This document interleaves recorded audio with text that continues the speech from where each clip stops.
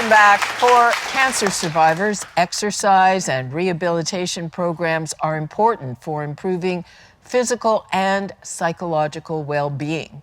Now, back in 1996, Dr. Don McKenzie chose dragon boat racing to develop a program to determine the impact of exercise on breast cancer survivors. His research showed that the women were more fit, healthier, happier, and had regained control of their lives. And since then, breast cancer survivor dragon boat racing has taken off with teams all over the world. Eleanor Nielsen founded Dragons Abreast Toronto in 1997 and is still an active member today at the age of 86. Zoomer News videographer RJ Grubb joined the team at the Peterborough Dragon Boat Festival. Take a look.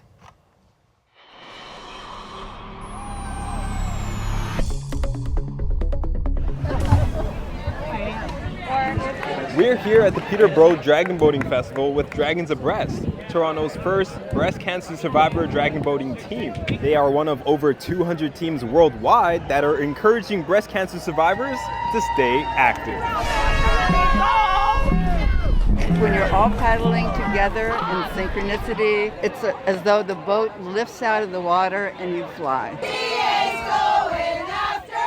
I am 86.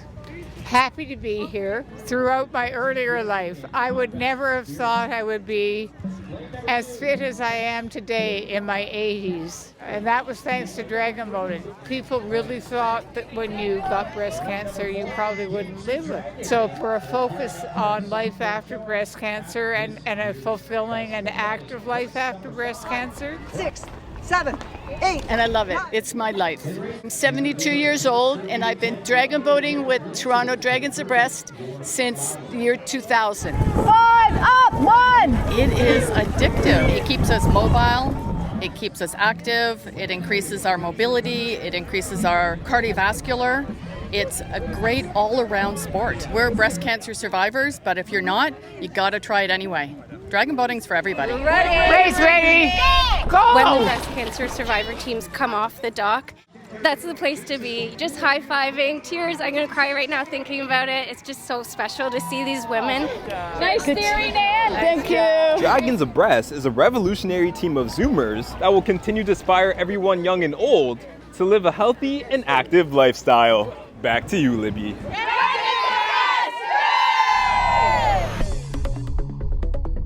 And we have Eleanor and the entire Dragon Boat team with us here in the studio. Thanks so much for coming, guys. Eleanor, you are still competing or still hanging out? Where are you at? I'm still paddling very actively, but when I was 60, which is when I started the team, I was not fit.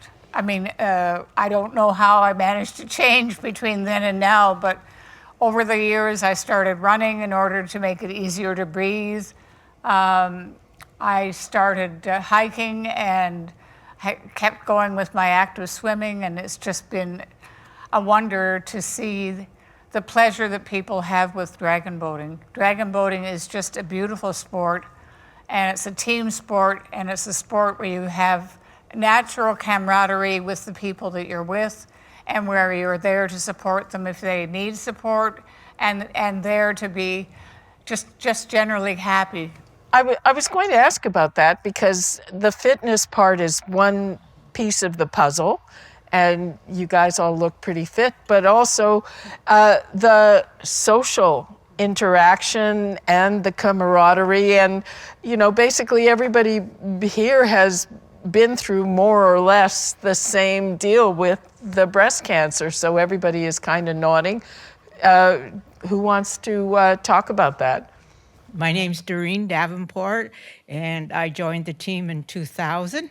And because I had breast cancer, it was a blessing that I got to join the team. Otherwise, I wouldn't be eligible. It's given me so many wonderful opportunities. I've traveled various parts in the world competing. We raise awareness. We give hope to others that have been diagnosed when they see us out there being strong and paddling. So we're very fortunate. What about your seatmate there? I've been paddling since 1998, 1 year after Eleanor started. Yes, and my life has turned 180 degrees. That's what I can say, for the better. I used to play tennis before, but now I'm more athletic. I work out. I can't believe I'm working out so much every day. And I also, paddle recreationally and competitively. When were you sick? When did you have your cancer? I was diagnosed in 1991. So it's been a long time. Good for you. Yes, 33 years. Yes, and I'm an athlete. I'm not a breast cancer survivor. I'm a paddler who has breast cancer. You're nodding your head. You feel the same way about it? So I'm newer to the team. I've just joined in 2020. But looking around at these ladies, they've inspired me so much to know that we have a member who's 94 years old that still comes out and paddles with us on a weekly basis.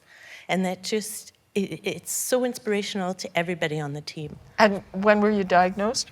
2006. Me too. That was 2006. And just give me an idea of how this helped you recover. Well, it actually took me a little while to find these ladies.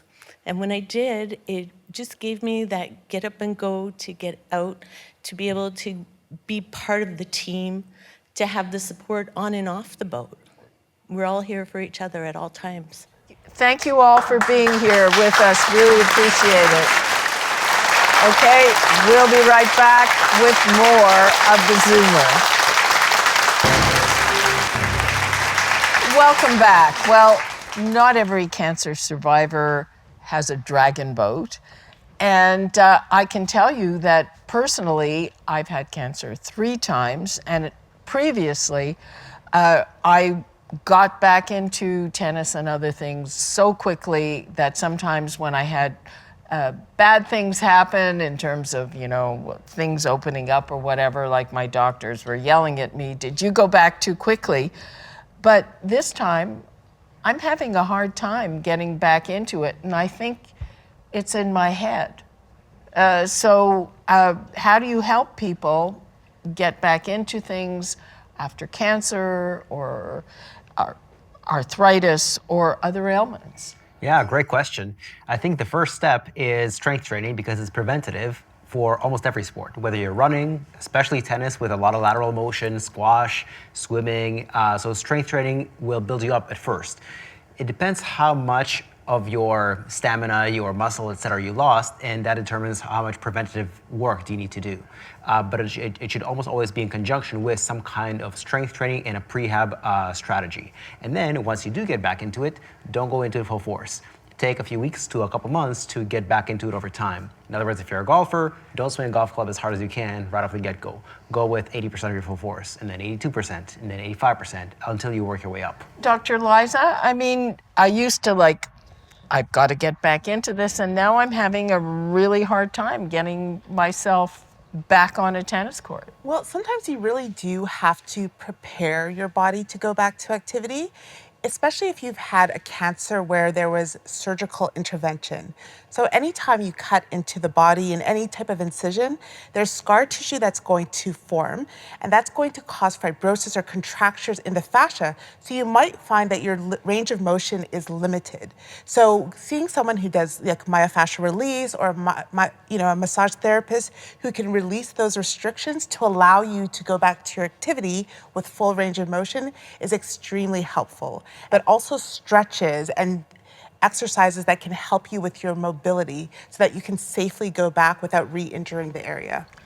What about just, your head? I mean, normally I want to get right back into things, but now it's like it's been a while. You're a little bit hesitant, but I find with a lot of patients, they just need that reassurance from a trusted provider to say, listen, you're good. Your body will be fine. Get back to it. And that's all you need. You just need that reassurance, especially if you've had an injury before or you've gone back too soon. And so you have this negative framework in your mind. You just need someone to say, you know what? You're okay, you're good. You can do this safely. And if something happens, we'll fix it. No problem. Do you have anything to add to that, Dan? Yeah, I would say, there's new data coming out every day about the benefits of all types of physical activity. And so if you're having doubts about whether or not you should be getting back into it, I think the data can help you. There's benefits in terms of all-cause mortality, type 2 diabetes, cardiovascular disease. The list is literally endless. And if you were to come onto that information, it would maybe influence you to start getting back into training. I would also add that this is possibly where someone like Igor might come in, or a trainer in general, someone who's used to training older adults, is because they can tell you when to back off or how slow you should be progressing into these things and so on. Yeah, I even have my husband bugging me, like, you've got to get back into this. And I say, you're absolutely right. Mm-hmm. But I'm like, whatever. So it's a hard thing because it's hard to get started. But once you get started and you've done it consistently, like a habit for day, then that's when you start to get those endorphins back. And you're like, oh, my body feels so much better when I'm moving. Because our body always feels better when we're moving. It does. And as they say, it's move it or lose it. So after you've stopped moving for a while, you feel like you've lost it. But then once you get back into moving, then you're more encouraged to not lose it again. So it's just really that peak to start getting back to movement again. Speaking of people who are really, really good at moving, Cirque du Soleil performers are typically associated with youth. But a 71-year-old is proving that when it comes to flips, twists, and bends while suspended in the air, age is just a number. Zoomer News videographer RJ Grubb caught up with the Circus grandma here in Toronto. Take a look at this.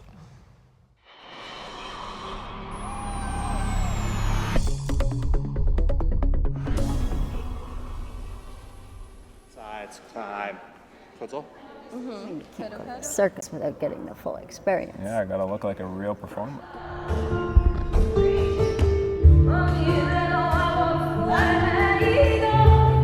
Here at Artists Play in Toronto, it's never too late to run away and join the circus. Just ask Circus grandma, Heather Simpson, who's been doing this for over 30 years. Well, it certainly keeps me young. I'm 71 and I do circus. There's something in circus for everybody. Not everybody wants to go up in the air. Some people like doing the acro. If there's something that attracts you, there's always an opportunity.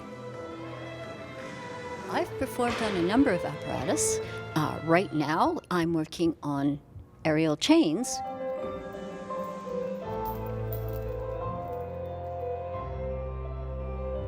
Heather is a fantastic woman who always shows up to training ready to go earlier than any of us. She is always like, I'm going to be lifted up on the chains and I'm doing straps, and she's very physical and is always ready to do something bigger and more. I think that it's really impressive, and she's an inspiration to all of us. Wow! Good job. Hold on to the silks real tight. Can I let go? She's a performer. One thing about our community here is the age demographic is very, very broad. I mean, we start very young, but we've got other 50-year-olds and 60-year-olds and 70-year-olds. All right, RJ, you're gonna go upside down into a ball, and then pike. This is just dancer's rosin, and this is gonna make you nice and sticky. When I grab you, I haven't dropped anybody yet. I don't think that you will drop me. You're gonna lift your knees up. Yeah. There you go. Woo, Circus grandma! You're a natural. Woo! Perfect.